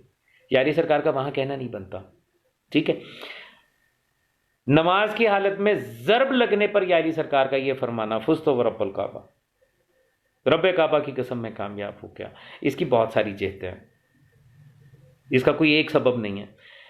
इसकी सबसे बड़ी जहत जो है, जो मेरी समझ में आज तक आई, मैं अपनी अकल की बात कर रहा हूं, आपका मुत्तफिक होना ज़रूरी नहीं है, मेरी समझ में जो आज तक ये बात समझ में आई कि याली सरकार ने क्यों फरमाया फुस्तो व रब्बुल काबा, रब्बे काबा की कसम में कामयाब हो गया, और कहा उस वक्त जब ज़रब लगी तो उसकी वजह जो थी वो ये थी कि सरकार अमीर कायनात अलैहिस्सलाम ने एक गिरोह को जो उनको खुदा मान बैठा था और उनसे कहा था कि मैं अल्लाह नहीं हूं। नुसैर ने यह दावा किया था कि तुम देखना अली को मौत नहीं आएगी, और याली सरकार ने कहा कि मैं अल्लाह नहीं हूं। वो उस गुस्ताख ने कहा नहीं, आप झूठ बोलते हैं, आप गलत कहते हैं, आप ही अल्लाह हैं। मासूम को उसके मुंह के ऊपर झुठला दिया, जिसकी सजा उसको क्या मिली, याली सरकार की जुल्फकार से कत्ल हुआ। तो बहुत सारे असबाब में से एक सबब यह भी था कि वो गिरोह जो इनको अल्लाह मान के बैठा हुआ था, उनके लिए बताया कि मैं दुनिया से जा रहा हूं, पर्दा कर रहा हूं। ठीक है, तो ये एक सबब ये भी है, एक सबब। बाकी असबाब की बात नहीं अभी कर रहा, असबाब और भी हैं। एक कुछ असबाब ऐसे भी हैं जिनका ताल्लुक इरफानियात के साथ है। एक हल्का सा हिंट दे देता हूं, तफसील नहीं करूंगा, तफसीर नहीं करूंगा, एक हिंट दे देता हूं। याली सरकार का ज़रब लगने के बाद ये फरमाना फुस्तो रब्बुल काबा कुरान हकीम की उस आयत की तफसीर है कि जिसमें परवरदिगार आलम ने यह गिला करते हुए कहा, वमा कदर अल्लाह हक का कदरे, लोगों ने अल्लाह की वैसी कदर नहीं की जैसा कि कदर करने का हक था। हिंट है, तफसीर नहीं है। ठीक है जी। मखदूम मूसवी साहब, इमरान जट जियो, आप भी जियो जी। मोहम्मद शजील शाह जी, मासूमीन इस्लाम की विलादत होती है या नजूल? भाई एक बात हमेशा ज़हन में रखिएगा, जो चीज़ पहले से मौजूद हो वो वक्त आने पर जाहिर हुआ करती है, पैदा नहीं हुआ करती। कायनात की तख्लीक से पहले जिनको परवरदिगार आलम ने सिर्फ अपने लिए जाहिर फरमाया था, उनको मखलूक में जाहिर करने का वक्त उसने मुतय्यन फरमाया, पैदा करने का वक्त मुतय्यन नहीं फरमाया। मुझे हैरत होती है इन लोगों के ऊपर, ख़ास तौर पे मुकस्सरीन के ऊपर। जी कुरान हकीम पैदा हुआ था, नहीं नहीं जी नहीं, कुरान हकीम नाज़िल हुआ था, नहीं यार पैदा हुआ था, नहीं नहीं सर, कुरान हकीम नाज़िल हुआ था। भी क्यों नाज़िल हुआ था जी? अल्लाह की तरफ से जो चीज़ आती है वो नाज़िल होती है। अच्छा, रिज़्क जो है वो पैदा होता है, उन्होंने कहा नहीं नहीं, अल्लाह नाज़िल करता है। कुरान में अल्लाह ने कहा कि तुम्हारे लिए रिज़्क अल्लाह से नाज़िल होता है। अच्छा, मूसा की कौम के लिए मनोसलवा पैदा होता था, नहीं नहीं नहीं सर, नाज़िल होता था। अच्छा यार, बारिश पैदा होती है, नहीं नहीं नहीं, बारिश पैदा नहीं होती, नाज़िल होती है। हर चीज़ को नाज़िल मानने वाले मासूमीन अलैहिस्सलाम के लिए पैदाइश के ऊपर मजबूर हैं, और उस मजबूरी की वजह उनके सियासी मुफादात है। वरना शियाने हैदर करार असना अशरिया इमामिया का अज़ल से जो अकीदा रहा है वो यही रहा है कि ये अपने वक्त पर ज़हूर फरमाते हैं, ज़ाहिर होते हैं, पैदा नहीं होते। अगर पैदा होते होते तो बहारुल अनवार की जिल्द नंबर 11 में जाइए, 12 में जाइए, और वहाँ पे सरकार हुज्जत कायम अजल्लल्लाहु ताला फरज शरीफ के दुनिया में ज़ाहिर होने का वाक़या मिन्नो अन लिखा हुआ है मखदूमा हकीमा खातून अलैहिस्सलातु वस्सलाम की ज़ुबानी। उसको जाके पढ़िए, वहाँ पे देखिए, वो ख़ुद कह रही हैं कि जिस रात सरकार इमाम हसन अस्करी अलैहिस्सलाम ने उनको रोका कि आज आप रुक जाइए, वली खुदा की आमद आमद है, तो वो बार बार कहती रही मुझे तो ऐसे आसार ही नज़र नहीं आ रहे, मुझे तो ऐसा हमल ही नज़र नहीं आ रहा, आप कह रहे हैं कि आमद आमद है। उन्होंने कहा सब्र कीजिए, सब्र कीजिए, सब्र कीजिए। फिर वो वक्त आया कि जब उनके और मखदूमा वालदा गिरामी सरकार हुज्जत कायम अजल्लल्लाहु ताला फरज शरीफ के दरमियान नूरी दीवार तनी, और जब वो हटी तो मखदूमा भी सजदे में थी और सरकार हुज्जत भी सजदे में थे। अगर ये पैदा होते हैं, अगर ये पैदा होते हैं तो फिर ये सजदे में नहीं होते, और इनके आसारे हमल लोगों से मख्फी नहीं होते। जनाब मूसा का वाक़या अक्लमंदों के लिए, जो लोग तफक्कुर और तदब्बुर करने वाले हैं, उनके लिए बहुत बड़ी दलील है। फिरौन ने ऐलान किया कि कोई बच्चा पैदा नहीं होने दूंगा, हजार औरतों के शिकम चाक करके बच्चे निकाल लिए गए। हजरत मूसा की वालदा के घर में भी तो फौज आती रही, बार बार आके उन्होंने चेक भी किया। अगर वहां पे पेट में, शिकम में मूसा होते तो क्या वो हमल उनको नजर ना आता? जो फिरौन के फौजी वहां पे आए थे, वहां पे वज़ाए हमल था ही नहीं। ये अमरी हैं। कुन फयकून को तस्लीम करने वालों, यही समझ लो, कम अज कम इतना ही मान लो कि ये अल्लाह के कुन कहने से दुनिया में जाहिर होता है। मुकसरियत के पीछे क्यों पड़े हुए हो? क्या मिल जाएगा तुम्हें इनको अपने जैसा पैदा करवा के? हाँ, मिलता है, क्योंकि इनको अगर अपने जैसा पैदा नहीं करवाओगे तो तुम्हारे जैसे 2 टके के मुफ्ती जो हैं वो आयतुल्लाह उज़्मा कैसे कहलाएंगे? ठीक है जी। शर्जील हसन जाफरी, उम्मीद है आपके सवाल का जवाब मिल गया होगा। Irfan Yusuf, what's about the his wife of what? The person who is going for the muta, what about his wife? The same condition and values goes for her as well. एक शख्स जो मुता करता है बाहर जाके 7-8 महीने 9 महीने के लिए बाहर है और वो कर रहा है, तो औरतों के लिए हुक्म है कि जितना सब्र करेंगे उतना अजर ज़्यादा। और ये बात ज़हन में रखिएगा, औरतों में, ख़वातीन में अल्लाह ने सब्र बहुत ज़्यादा रखा, आपकी सोच से ज़्यादा। मर्द उसके पास से भी नहीं गुजरता जितना सब्र परवरदिगार आलम ने औरत को दे रखा है।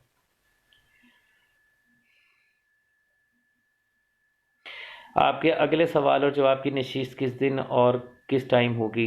मेरे मौला अमीर कायनात अलैहिस्सलाम ने चाहा तो कल इतवार है, कोशिश करूँगा और उम्मीद भी है कि कल जो है वो दोबारा सवाल जवाब की नशीस हो जाए, वरना मेरे मालिक की करम नवाजी से पीर को, मंगल को, पीर वाले दिन एक दिन के गैप के साथ ज़रूर इंशाल्लाह। जाहिद अली MI6, बेटे अपना तारफ़ मत करवा। जामिन अब्बास, किसे कहते हैं मिस्टर जाहिद MI6? ये जवाद नकवी का स्टूडेंट है, इनके पास अकल नहीं होती, ये सिर्फ मुकल्लद होते हैं। इजाज़ अहमद शिगरी, तुम लोग मुज्तहिदीन और उलमा के ख़िलाफ़ क्यों होते हो? जो लोग मुज्तहिदीन और उलमाए हक़ के ख़िलाफ़ बोलेगा वो नसारी, पलीद और MI6 एजेंट है, जो जिनसे अहले बद। देखा ना आप, ये शिगरी साहब, इजाज़ अहमद शिगरी साहब, फतवा दे दिया तुमने, फतवा झाड़ दिया तुमने। मैंने इतनी बातें कही, मैंने मुज्तहिदीन के बारे में इतने सवाल किए, उसका जवाब तो तुमने नहीं दिया, दलील तो कोई नहीं दी। क्यों माने तुम्हारे इन मुज्तहिदों को? क्यों तकलीद करें इनकी? कौन सी डिग्री, कौन सा इजाज़ा है इनके पास? तुम्हारा सीस्तानी का वकील जो यहाँ लाहौर में बैठा हुआ है, उसको जाकर मैं अगर पूछूं कि जनाब आप वकील हैं, तो वो मुझे इजाज़त दिखाता है, ये देखें जनाब, ये सीस्तानी साहब का लेटर है, नीचे उनके साइन है और उसके ऊपर उनकी मोहर लगी हुई है कि जी मैं उनका वकील हूँ, मैं उनके फतवे आपको दे सकता हूँ और उनकी तरफ से खुम्स इकट्ठा कर सकता हूँ। ऐसा है कि नहीं है?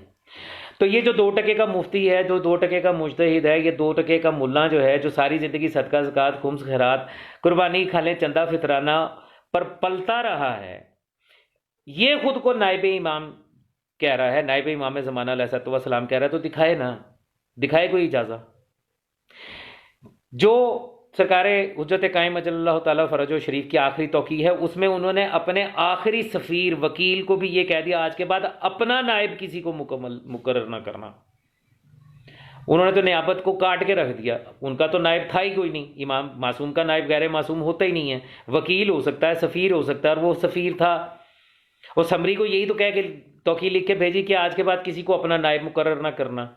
ये जो आज के मुज्तहिद हैं, ये इमाम के नायब तो दूर की बात, ये तो उनके वकील और सफ़ीर जो उन्होंने खुद मुकर्रर किए थे, ये तो उनके नायब नहीं है। किस बात को लेके तुम इनकी पूजा पाठ में लगे हुए हो? किस बात को लेके तुम लोग उछलते फिरते हो और इनको जो है मुज्तहिद और उलमा और ये सारा कुछ कहते फिरते हो? दलील क्या है तुम्हारे पास? अगर ये इमाम ज़माना से राब्ते में है तो इमाम ज़माना की तरफ से इनको कोई लेटर मिला? बहुत सारे लोगों ने ये कहा मुझे कि जी मुज्तहिद जो है इनका इमाम ज़माना अलैहिस्सलाम से राब्ता होता है, ये उनसे पूछते हैं, ये उनसे गाइडेंस हासिल करते हैं तो उनसे एक लेटर हासिल कर लेना। शमल गानी का पता, गैबत सुगरा के दौर में शमल गानी का पता, उसने भी नियाबत का दावा किया था ना। सरकार हुज्जत कायम अजल्लल्लाहु ताला फ़रजो शरीफ ने क्या किया था उसके साथ? ये आज के जितने मुज्तहिद जिनको तुमने नाइब इमाम बना रखा है, जिनके पास कोई इजाज़ा मौजूद नहीं है, कोई लेटर मौजूद नहीं है, कोई मोहर मौजूद नहीं है, ये सारे के सारे शमलगानी के पैरोकार हैं। तभी तो इनकी गर्दनों के ऊपर जुल्फकार चलनी है। इंतज़ार करो उस वक्त का जब इन गर्दनों के ऊपर जुल्फकार चलेगी। तुम जिनको आलिम समझते हो वो आलिम नहीं है, वो मुफ्ती हैं। आलिम वो है जो तुम्हारे सवाल के जवाब में शिगरी मासूम का कौल या कुरान देता है, वो आलिम है, वो फकीह है।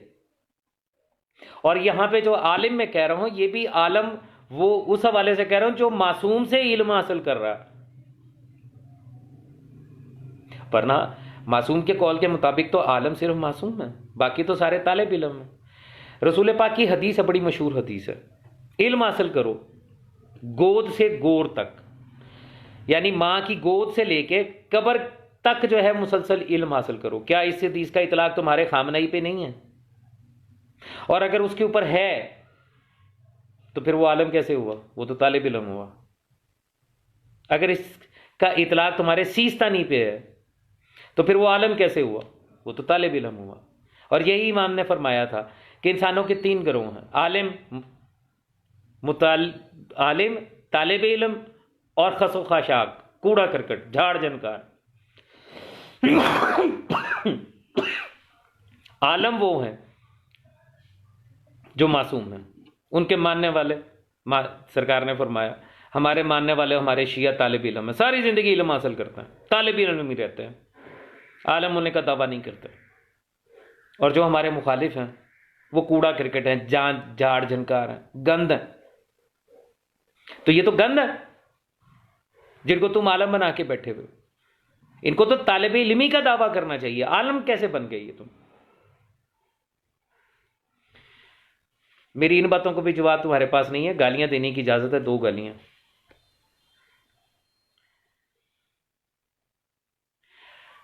अली खादम हुसैन, सैयदजादियां क्या करें? अगर शादियां नहीं हो रही हैं, गैर सैयद से करना अगर मजबूरी हो तो क्या शादी कर सकती है सैयदजादी गैर सैयद से? अली खादम हुसैन, सैयदजादी गैर सैयद से मजबूरी के आलम में, ये जो लफ्ज़ है मुझे इतनी शदीद चिढ़ है इस लफ्ज़ के साथ कि मजबूरी के आलम में अगर उसकी शादी नहीं हो रही तो गैर सैयद से शादी कर ले। जिस मजबूरी के आलम में हराम करने जा रही है, उस मजबूरी के आलम में किसी मजदूर सैयद से, किसी गरीब सैयद से, किसी छोटी नौकरी वाले सैयद से, किसी ऐसे सैयद के साथ कि जिसका कुछ जरिया माश इतना बड़ा नहीं है कि उसके पास कोठी कार और बंगले हों, उसके साथ शादी क्यों नहीं करती? ये मजबूरी के आलम में हराम खाने से बेहतर हलाल क्यों नहीं है उसके लिए? अली खादम हुसैन साहब, यानी मुनाफकत की और बेगैरती की इंतहा नहीं है कि जी सैयदजादी का कुफ नहीं मिल रहा, उसका रिश्ता नहीं मिल रहा। अभी उसका रिश्ता क्यों नहीं मिल रहा? तुम्हारा मिजाज नहीं मिल रहा, तुम्हें कोठी कार बंगला चाहिए, तुम्हें दौलत चाहिए, सरवत चाहिए। अगर तुम्हें 4 पैसे रब ने दिए तो किसी ऐसे सैयद के साथ उसका निकाह क्यों नहीं करवाते कि जो गरीब है, जो नहीं अपना गुजारा कर पा रहा, वो जो पैसा जो है तुमने जहेज के नाम पे किसी और को देना है या उसके पास जाना और इतना कुछ लदा फदा के किसी शेख के या किसी भट्टी के या किसी मुसल्ली के तुमने पल्ले बांधना है किसी सैयदजादी को, वो किसी ऐसे सैयदजादे को क्यों नहीं दे देते कि साथ उसको सपोर्ट कर दो कि वो 4 पैसे उसको दे दो कि वो कारोबार कर ले? तुम लोग तो उसको खुम्स देने को तैयार नहीं हो जी। मजबूरी के आलम में अगर सैयदजादी की उम्र निकल रही है और कोई सैयद नहीं मिल रहा, क्यों? सैयदों का दुनिया में कहत पड़ गया। बाकी तमाम कौमों की माएँ जो हैं वो सिर्फ बेटे पैदा कर रही हैं और सैयदजादियां जो हैं वो सिर्फ लड़कियां पैदा कर रही हैं। अपनी बेगैरती को मजबूरी का नाम मत दो, ये तुम्हारे मुफ्तियों की हरामजदगी है। जिस ज़ाहरी तकवा, खुमैनी की 4 बेटियां, चारों की चारों उसने गैर सादात में दी, उसे पूरे ईरान में कोई मुत्तकी सैयद ना मिला। अपने इनकलाब में जिन लोगों ने उसका साथ दिया था उनमें से भी कोई ना, खामनई मौजूद था, उसके साथ अपनी एक बेटी ब्याह देता, नहीं ब्याही उसने। आज खामनई की कितनी बेटियां हैं जो गैर सादात में गई हैं, जानते हो? हाँ, खुमैनी ने जितनी शादियां की अपनी बेटियों की सियासी शादियां थी, खानदानों को उसने कैप्चर किया अपनी हुकूमत को मजबूत करने के लिए। वही काम तुम लोग कर रहे हो। मुझे हैरत है, एक हरामजादे के मैंने जुमला सुना, पता नहीं किसने मुझे बताया, मुझे याद नहीं है। वो कहता है किसी सैयदजादी जो है उसके साथ निकाह करो ताकि तुम बीबी पाक सलवातुल्लाह अलैह के महरम बन जाओ। लख दी लानत तेरे ते कुत्ते के बच्चे, महरम नहीं बनता, मुजरम बन रहा। अपने मिजाज थोड़े नीचे करो, मुनाफिकाना माहौल छोड़ो। सैयद जादी के लिए सैयद बहुत हैं, तुम्हारे मिजाज के मुताबिक नहीं है।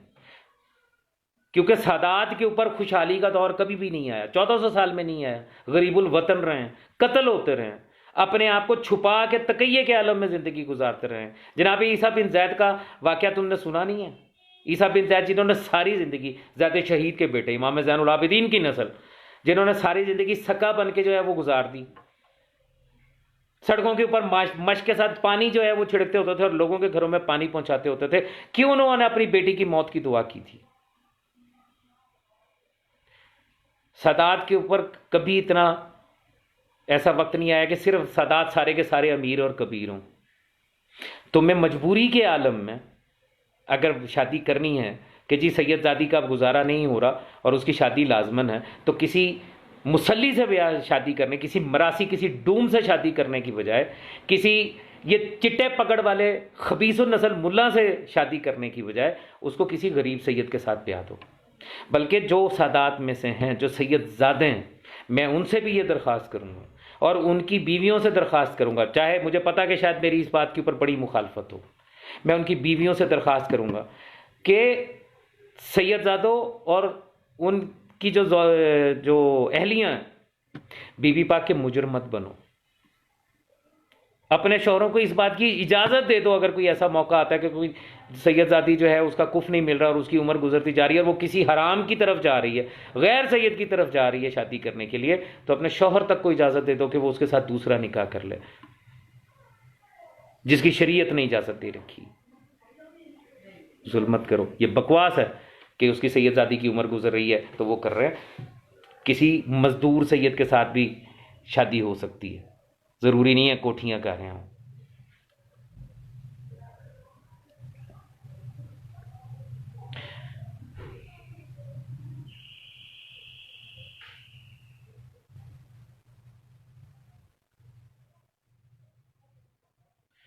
सईद एजाजुल हसन, इजाज पता नहीं है, एजाज अहमद शिगरी, MI6 के एजेंडों से अहले तशय्युअ का कोई ताल्लुक नहीं। बिल्कुल ठीक है, MI6 के एजेंडों से अहले तशय्युअ का कोई ताल्लुक नहीं है। MI6 का काम क्या है?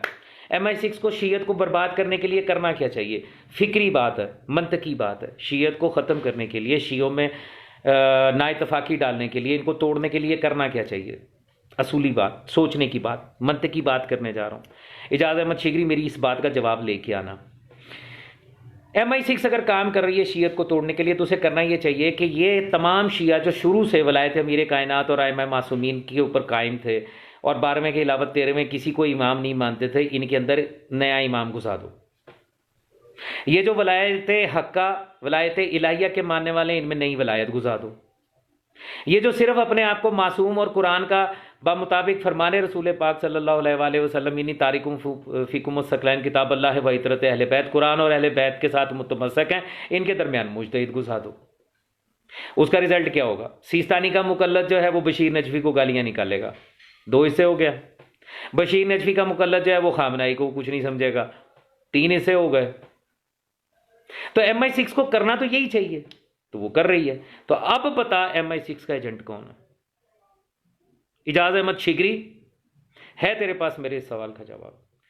ये कौम तो इकट्ठी थी वलायत अमीर कायनात पे, ये कौम इकट्ठी थी आज़ादारी इमाम हुसैन अलैहिस्सलाम पे, ये कौम इकट्ठी थी वलायत आइमा मासूमीन अलैहिस्सलाम पे, ये कौम इकट्ठी थी मुंतजरीन इमाम ज़माना जल्लल्लाहु ताला फ़रजो शरीफ बन के। आज वलीउल अमर और इमाम बना के, वली फ़की बना के, वलायत फ़की ला के, फतवों की जगह जगह छापड़ियाँ लगवा के शीयत को तोड़ा किसने? MI6 ने। ठीक है, असल MI6 के एजेंट ये हैं। और शिया जो हम जैसे हैं वो आज चिल्ला रहे हैं, चीख रहे हैं, लोगों को बता रहे हैं कि शीयत वलायत अमीर कायनात और आज़ादारी इमाम हुसैन का नाम है। शीयत खामनाई के तराने के ऊपर, लब्बैक खामनाई के ऊपर मातम करने का नाम नहीं है। शीयत लब्बैक या हुसैन का नाम है।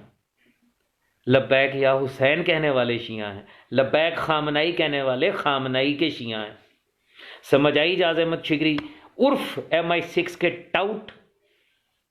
मेरी बात का जवाब लेके आ, शियत टूटी कैसे है? रंग बिरंगे फतवों से। एक ने कहा तेरे खामनाई ने कह दिया तदबीर हराम है, बशीर नजवी ने कहा ओए चल ओ बेजा काम कर, वड्डा आया वली फकी, मैं खुद वली फकी, मैं कह रहा हूं खूब करो। ऐसे टूटी है शियत। ये काम किया है MI6 ने। एक ने कहा हराम, दूसरे ने कहा कि खूब करो, दोनों आपस में भी लगे और कौम दो हिस्सों में। शियत ऐसे टूटी है। ये है MI6। जिनको MI6 का पता नहीं है उनको आज यकीनन समझ आ जाएगी कि MI6 क्या। काफ़ी गुफ्तगू हो गई, मौला आप सबको आबाद और शाद रखें। बाकी अगर कोई सवाल रह गया है तो मौला खैर रखें। इंशाल्लाह अगली गुफ्तगू में, अगर काफ़ी नीचे है सवाल है। फौजी अली याली मदद सर, मौला मेरे कायनात अली अलैहिस्सलाम मदद। ठीक है, तो इंशाल्लाह अगली नशिस्त में होगी, काफ़ी लंबी गुफ्तगू होगी। कुछ लोगों ने बाद में भी ये वीडियोस देखनी होती हैं, फिर उनको समझ में नहीं आता, इतना लंबा वो डाटा बड़ा उड़ जाता है। तो कोशिश मैं करता हूँ कि थोड़ा और मुख्तसर गुफ्तगू हो, लेकिन फिर भी बात निकल जाती है। ज़िंदगी रही तो इंशाल्लाह कल, या अव्वल तो कल ही इंशाल्लाह, मेरे मालिक ने अगर इजाज़त दी तो कल इंशाल्लाह ताला आपसे फिर सवाल जवाब का सेशन होगा, डायरेक्ट सवाल जवाब का सेशन। और टाइम जो है वो होगा तकरीबन 2:30 का, 2:30 बजे पाकिस्तान के टाइम के मुताबिक।